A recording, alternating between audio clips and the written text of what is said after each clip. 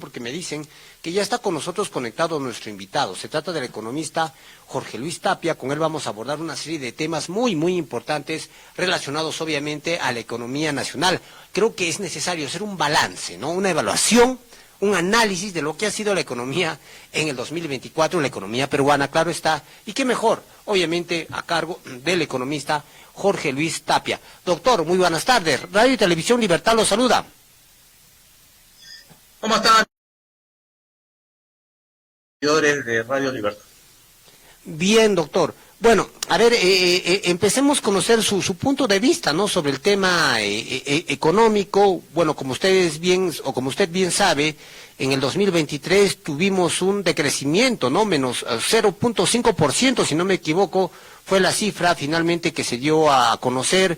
Se tenía la esperanza de que este 2024 la situación iba a mejorar. En parte me parece que eso sí se ha dado. ¿Cuál es su lectura? ¿Cómo cree usted que ha sido el crecimiento económico en este 2024 que ya terminó? ¿Qué nos puede comentar? Bueno, hemos tenido un rebote estadístico.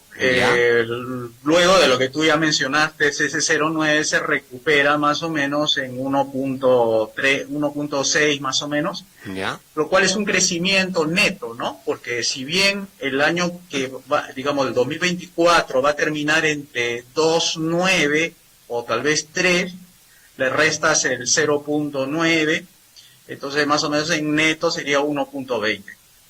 Digamos, el balance para ese tipo de crecimiento es muy bajo. El Perú no tiene que crecer a 1.20 o 1.60 o a 2, tiene que crecer a tasas de 6 o 7, porque el número de pobres que hay en el país, que aproximadamente son 10 millones, requiere sacarlos de la pobreza, y con pobreza se combate con empleos, y los empleos se crean a través de inversión privada. Pero la inversión privada va a venir siempre que haya un ambiente de confianza. Pero como tú sabes, este gobierno no ha dado muestras de generar confianza, entonces se ha crecido muy poco, ¿no? Entonces pocos van a ser las personas que pasan del umbral de la pobreza y se van a beneficiar de este crecimiento que es muy magro. Recuerda que son 2.5. Ahora, el balance general se comienza por ahí, ¿no? Es decir, cuánto se crece, ese es el primer indicador que se toma en cuenta para poder un poco sacar conclusiones parciales, ¿no? Entonces es un crecimiento, en general muy poco, se necesita 6 o 7, y para eso se necesita mayor inversión privada que se deriva de una confianza de los que van a invertir, los actores, etcétera, económicos, empresarios principalmente, para que apuesten por un corto, un mediano y largo plazo, ¿no? Esa es la primera conclusión que se podría sacar del balance económico, es decir, un crecimiento muy bajo para lo que se necesita. Bien. Bueno, estamos hablando del crecimiento económico, ¿no? Atención a los amigos que se están conectando recién a la señal de Radio y Televisión Libertad. Estamos dialogando desde Lima con el doctor Jorge Luis Tapia, con el economista Jorge Luis Tapia, analizando obviamente el tema económico del 2024. Bueno, en cuanto a lo que es el manejo de la inflación, doctor, ¿no? Entiendo que este manejo se ha dado dentro del rango, ¿no?, de 2%, si no me equivoco. ¿Cómo ve el tema de la inflación en el 2024 en la economía peruana? El segundo indicador, como tú lo señalas, la inflación le corresponde más bien al Banco Central, ¿no? O sea, no es al gobierno como tal, porque el gobierno tiene su despacho, que es el Ministerio de Economía y Finanzas. Y el Banco Central es una institución independiente del gobierno de la señora Dina Boluarte. ¿Qué ha hecho el señor Velarde? Bueno, después de haber tenido una política monetaria de tipo contractiva, que era para bajar la inflación durante los últimos 2 años, ahora ha empezado a disminuir la tasa de interés. Estaba en 5, ahora está en 3.75. O sea, en otras palabras, lo que está promoviendo es una política monetaria expansiva. ¿Cuál es la diferencia entre la anterior? La anterior era porque teníamos inflación muy alta. Recuerda, después de la cuarentena, teníamos una inflación del 8%, que era 4 veces lo que normalmente teníamos antes de pre-cuarentena. Cuando se infló se infló, digamos, los precios del pollo principalmente. Recuerda cuando Castillo entró y se disparó el tipo de cambio de 3.70 a 4 soles 20, era porque el señor Castillo pues no mencionaba la palabra mágica para bajar la inflación, que era el señor Julio Velarde, porque todo el mundo habla de Julio Velarde, que él es el hombre, ¿no? El que prácticamente ha generado pues la confianza en las instituciones públicas, y le ponen al BCR como una institución de confianza, de isla de eficiencia y todo eso. Entonces, ahora, ¿qué estamos viendo? Que está bajando la tasa de interés, está abaratando el dinero, y por consecuencia está incentivando a todos los que van a apostar por inversión a que lo haga rápido. Entonces, esta tasa de interés de referencia, que es el costo del dinero que el Banco Central le presta a los bancos privados para que a su vez lo preste a los agentes privados, empresarios, inversionistas, familia, etcétera, lo hace de manera más barata para que la gente se endeude en el corto, mediano y plazo, y así active la demanda agregada, que ese es el lado, digamos, que está haciendo el Banco Central, activar la demanda agregada para que la demanda impulse la oferta. La oferta se refiere a todos los que invierten, a todos los que ofrecen bienes y servicios. Esa es la parte que falta, que se ponga a trabajar, a invertir la parte empresarial. Pero esa variable empresarial, repito, va a depender mucho de la confianza, y por eso es que esta institución, el Banco Central, tiene que coordinar de alguna manera con el MEF para que esa tasa de interés que está bajando, que está haciendo su esfuerzo el Banco Central para impulsar la inversión privada, se vea concretada con un ambiente político adecuado para que inviertan las empresas a futuro, o sea, entre este año y el próximo, ¿no? Pero ahí entra ya una variable política que hay que considerar. Estamos en un año preelectoral. Así es. Entonces el año preelectoral va a empezar a minar la confianza de las personas que van a invertir, porque van a escuchar cositas medio raras como que hay que subir el sueldo mínimo de 1.300 a 2.000 soles, o hay que controlar el tipo de cambio para que eso no impacte en los precios de los productos importados, o otro tipo de populismo que no va a faltar por ahí, hay que nacionalizar Petroperú. O hay que estatizar las empresas eléctricas porque está elevando las tarifas permanentemente. Entonces, todas esas cositas que se van a ir escuchando a lo largo de este año, va a empezar a minar la confianza empresarial en que el gobierno de Dina Boluarte, para quedar bien paradita cuando salga de julio, va a querer salir en buenos términos, no va a salir pues con el 3% que tiene, va a querer tener 10 o 15, entonces va a empezar a hacer populismo. Ya el primer populismo lo hizo el 31 de diciembre, con la elevación del sueldo mínimo vital. Y seguramente va a ir soltando otros, otras propuestas o otras medidas para elevar su popularidad aunado al año preelectoral. Entonces, esa confianza que se quiere lograr para que las inversiones vengan y siga generando empleo, va a ir en contra de la corriente, porque la corriente es preelectoral, y como toda corriente preelectoral tiene su gente populista, que va a empezar a minar la confianza que tienen las instituciones políticas en el quehacer económico, ¿no? Entonces, eso yo por lo menos percibo ahí, que está haciendo su tarea el Banco Central, pero a la vez va a haber un año preelectoral que va a empezar a irse en contra de esa política monetaria expansiva, que es la que busca que la gente invierta, los empresarios inviertan, porque hay un año preelectoral que va a ir en contra de esa tendencia, ¿no? Bien, bueno, acabamos de hablar sobre el tema macroeconómico, básicamente el crecimiento económico. Luego hemos tocado, doctor, la política monetaria, que como usted bien ha señalado, es competencia del Banco Central de Reserva.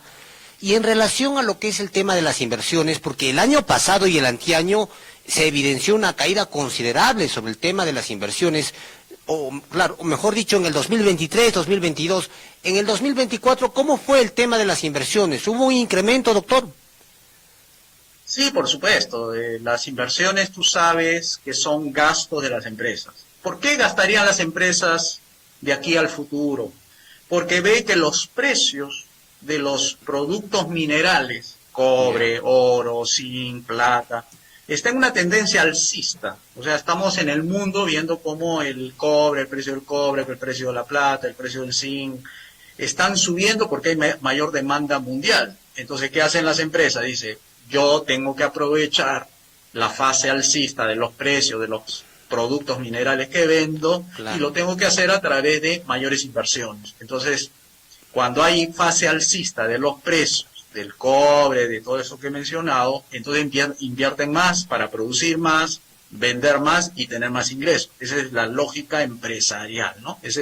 Por eso que no debe extrañar que una de las principales inversiones privadas sea la minería. Luego viene la agroexportación, ¿no? Que la agroexportación, espárragos, tomate, arándanos, etcétera, empiezan también a ser algunos vehículos de crecimiento, o sea, los motorcitos para hacer crecer la economía, sea también la segunda inversión en agroexportación. También la industria también tiene sus propios sectores económicos, la industria metalmecánica, por ejemplo, es una de ellas.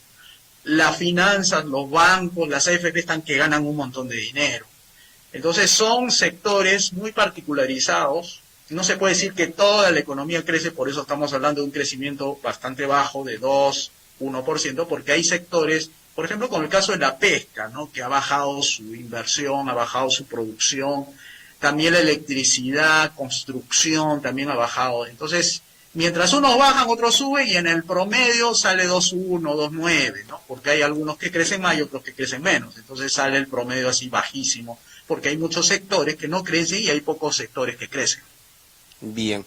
Bueno, el año 2024 también fue un año de los eventos, ¿no? Recordemos que en nuestro país se llevó a cabo el Foro APEC, un evento muy, muy importante en el ámbito empresarial, que obviamente concitó a una buena cantidad de inversionistas, empresarios y demás líderes en nuestro país y básicamente en Lima. Y a fines, ¿no? Hace algunas semanas, la presidenta Dina Boluarte participó también del Foro Económico Mundial. ¿De qué manera estos eventos, o mejor dicho, la participación en los mismos, repercuten o han repercutido en el tema económico, doctor? Bueno, repercute muy poco. Ya. Estas son ronda de negocios. Y para que de una ronda de negocios se pase una decisión y de una decisión se pase a una inversión, toma su tiempo. Lo que sirve el APEC es para posicionar al país, Ya. pero no para hacer ricas las empresas. Recuerda que las empresas simplemente tienen que encontrar clientes para luego vender. Y el Foro APEC es para encontrar proveedores, para encontrar inversionistas, para hacer ronda de negocios, y luego, sobre la base de esa perspectiva, empiezan a ver si es que encuentran mercados donde vender. Y para eso se necesita proveedores, inversionistas. Si es que yo encuentro, digamos, nicho de mercado interesante, invierto. Y si no encuentro, bueno, invertiré en otro rubro y veré si mi reunión de APEC me sirvió para encontrar a los proveedores, los inversionistas o empresarios que quieran arriesgar conmigo e invertiré, ¿no? O sea, es una ronda de negocios, o sea, es una, digamos, una exhibición, si se quiere llamar así, de propuestas, porque una cosa es lo que hacen los empresarios y otra cosa es lo que hacen los gobiernos. APEC básicamente es gobierno, no es tanto empresa. Las empresas aprovechan el tirón que le da los gobernantes cuando viajan, ¿no? Llevan a su comitiva de empresarios, viajan con ellos, llegan al país, digamos, anfitrión, se presentan. ¿Pero quiénes son los que van? ¿Quiénes son los que viajan? Las grandes empresas, los empresarios, hemos tenido Claro. aquí al CEO, o sea, al jefe de TikTok aquí. Esos son las grandes empresas, Amazon, pero las empresitas pequeñas, los zapateros, comerciantes, ellos no viajan. O sea, lo que sacan bastante provecho son las grandes empresas en estas inversiones, porque ahí conversan con los ministros, conversan con los gobernantes, con los pares, con los TikTok, los Amazon, los Teslas, es decir, las empresas que tienen bastante renombre mundial tienen el presupuesto como para pagarle a sus ejecutivos de negocio a que viajen al Perú y se reúnan con las grandes empresas. Aquí tú sabes que las grandes empresas son las mineras, ¿no? Y los bancos también, ¿no? Son grandes empresas, las AFP, etcétera. O sea que el impacto es muy poco para lo que necesitamos. Lo que se busca más bien con este tipo de reuniones es crear una confianza en el país. O sea, decir, el Perú es estable, el Perú es un país que se puede invertir y, bueno, vamos a mostrarle al mundo de que somos un país que cumple con sus reglas y vamos a mostrarle al Perú que es un país tranquilo, no como seguramente pintan algunas algunos artículos de Economist, ¿no? Que ponen al Perú al borde de la crisis, etcétera.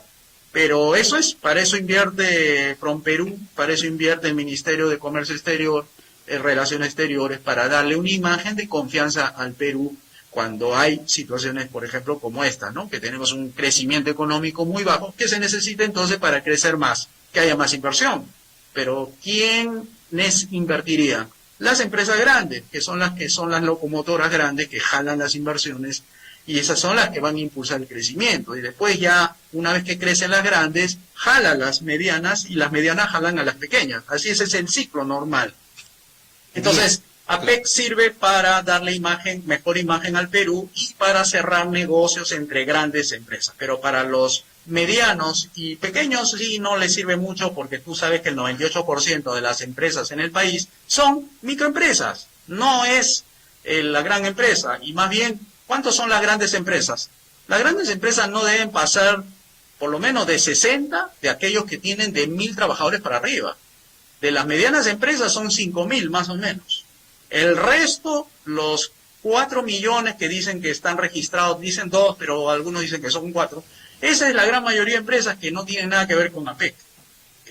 Están esperando que las grandes empresas compren a las medianas y las medianas compren a las pequeñas. Y ese es lo que se llamaría la cadena de pagos, ¿no? Es decir, una gran empresa compra una mediana compra a la pequeña empresa. Entonces, APEC en general es eso, ¿no? Es una ronda de negocios para las grandes empresas, y el otro es para la imagen país, para crear certidumbre de que en el Perú sí se puede seguir invirtiendo.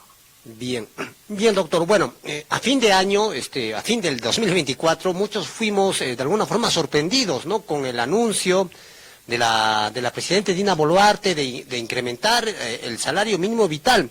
Digo sorpresa porque técnicamente no había una justificación, ¿no? Como usted bien sabe, para ver estos temas del incremento del salario mínimo vital, mínimamente se tienen que cumplir una serie de condiciones, ¿no? Un crecimiento económico, se me ocurre, sostenido durante algunos años, un manejo correcto de la inflación, entre otros aspectos.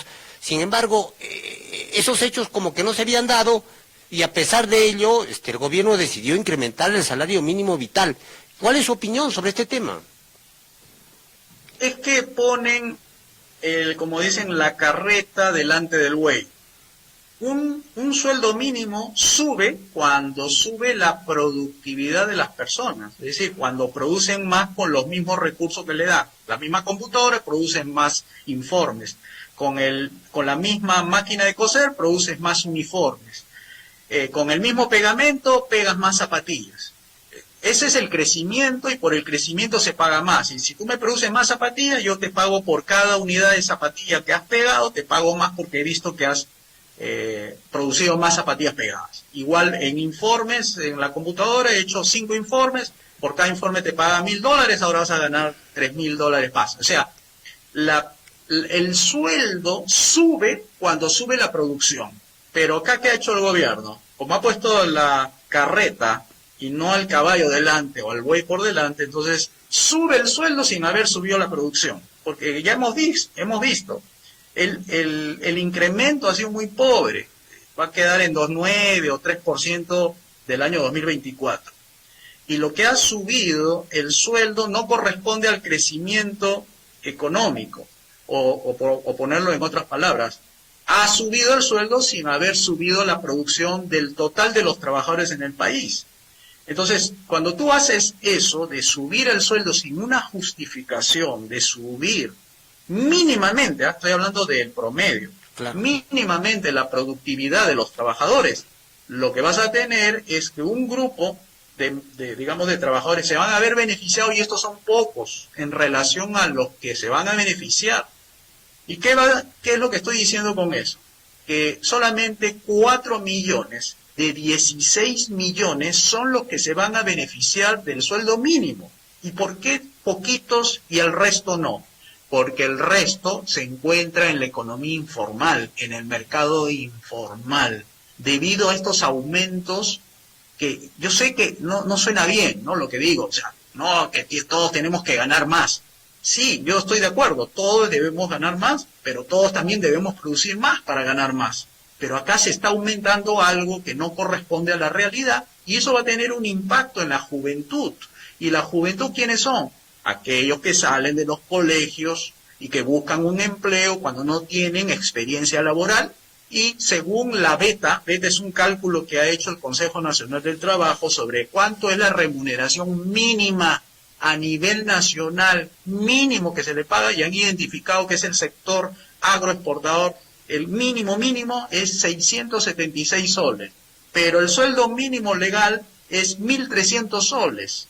Entonces, entre 600 y 1.300 hay una brecha. Es decir, yo le estoy pagando para que esté en planilla mínimamente 1.300, pero me doy cuenta que el que gana mínimamente 600. Entonces, la pregunta que nos haríamos es, ¿el empresario quién va a contratar? ¿A alguien que vale 600 o a alguien que gana 1.300 en el mercado?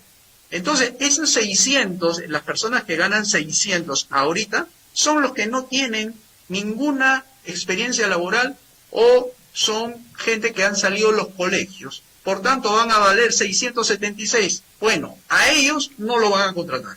Van a contratar al universitario que está entre el 8º y 9º ciclo, que le ha tomado 3 años aprender sobre conocimientos, habilidades y destrezas para el mundo laboral.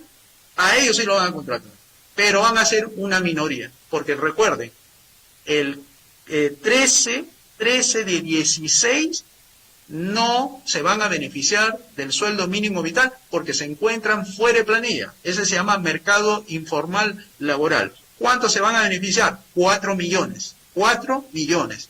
Y de esos 4 millones, solamente 200.000 ganan el sueldo mínimo, es decir, 1.300. ¿Y quiénes se van a beneficiar? Los universitarios. ¿Y quiénes se van a perjudicar? 2 grupos. Uno, los jóvenes que salen de los colegios, no van a encontrar trabajo rápidamente. Y 2, los empresarios que no pueden pagar 1.300, porque con 1.100 con la justa. Por ejemplo, microempresa. Si una microempresa es formal, normalmente debería pagarle a su trabajador 1.300, porque la ley dice que mínimamente se le debe pagar 1.300. Pero si tiene venta de 2.000 soles, porque es una microempresa de una persona que pone una bodeguita en su casa para vender marcianos, y tiene un ayudante, si quiere cumplir legalmente le tiene que pagar 1.300, pero sus ingresos son 2.000. Si quiere cumplir con la ley, ¿con cuánto se quedaría la empresa? De 2.000 pagando 1.300, con 700 soles. O sea, el dueño del negocio se quedaría con 700 soles y vende a 2.000 soles mensuales y 1.700 se le irían a pagar a su ayudante.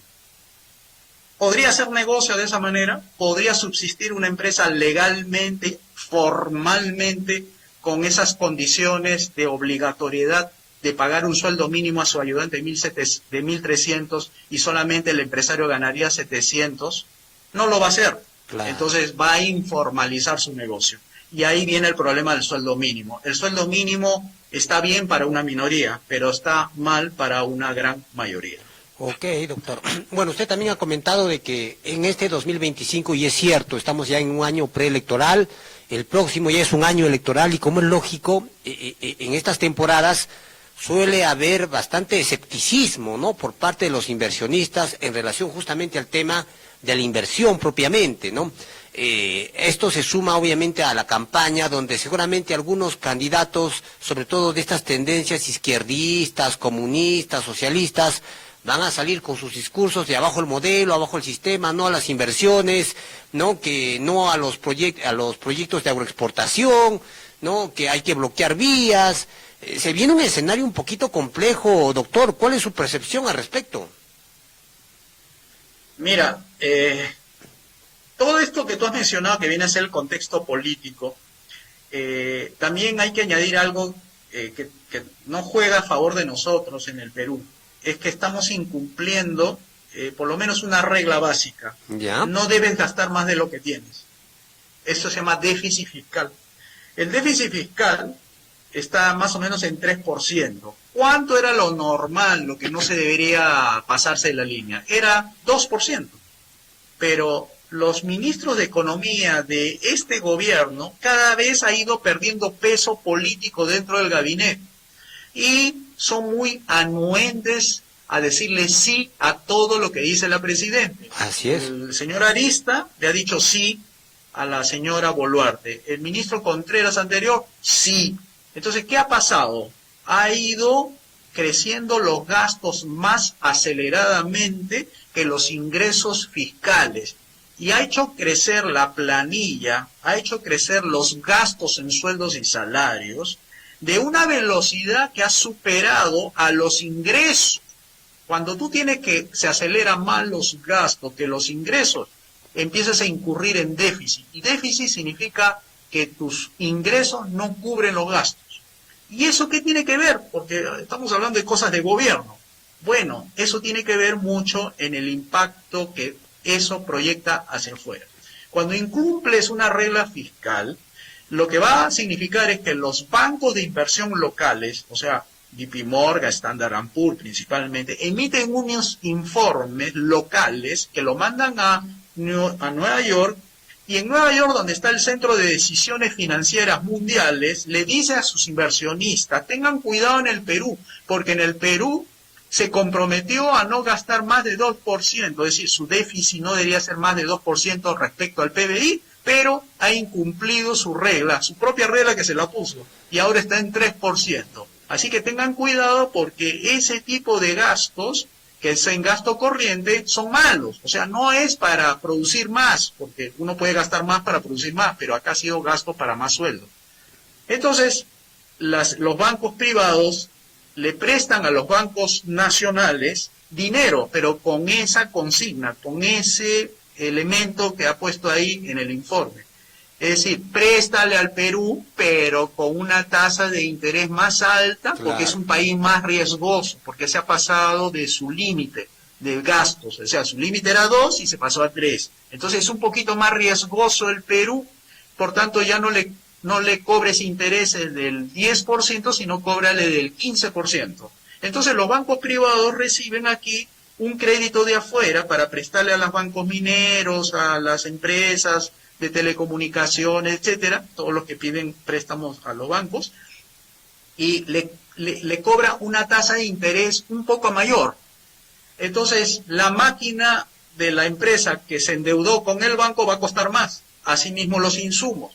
Al final, cuando se produce productos y servicios, va a salir más caro de lo que salía antes, porque el crédito que le han prestado a la empresa ahora ha salido un poquito más alto, producto de ese préstamo que obtuvo del Banco Nacional, que a la vez el Banco Nacional le pidió prestado a un banco del extranjero, y el banco del extranjero le dijo, como tú estás en el Perú, te voy a cobrar más intereses que antes, porque ha salido un informe donde dice que tu país no ha cumplido con la regla fiscal, que era 2, ahora es 3. Entonces, piña, pues, te ha perjudicado a ti, que eres banco, y eso te lo estoy trasladando en los intereses. Así que tú le vas a cobrar a tus clientes los intereses que corresponden. Entonces, tiene efectos Claro. reales en el préstamo de las empresas que ahora se van a endeudar para crecer, invertir, porque ha sido un incumplimiento de una regla fiscal que había dicho que iba a ser 2, ahora es 3.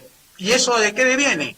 De que los ministros de Economía actuales no saben decirle no a la presidente por tratarse de mantenerse en el poder, de seguir siendo ministro, y todo le dice sí, al punto de que ya pues el peso de un ministro de Economía y Finanzas pues ha bajado tremendamente, y ya no era como antes, que todos los ministros de Economía, cuando había un gasto innecesario, le decían no a la presidenta.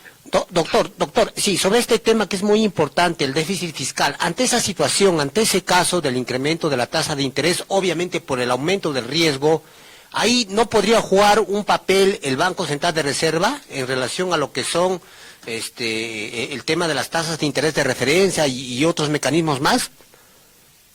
Por supuesto, claro que, como digo, como es una parte que lo puede manejar el Banco Central, pero el Banco Claro. Central, para poder hacer esa tarea, tiene que bajar la tasa de interés de referencia para abaratar el dinero.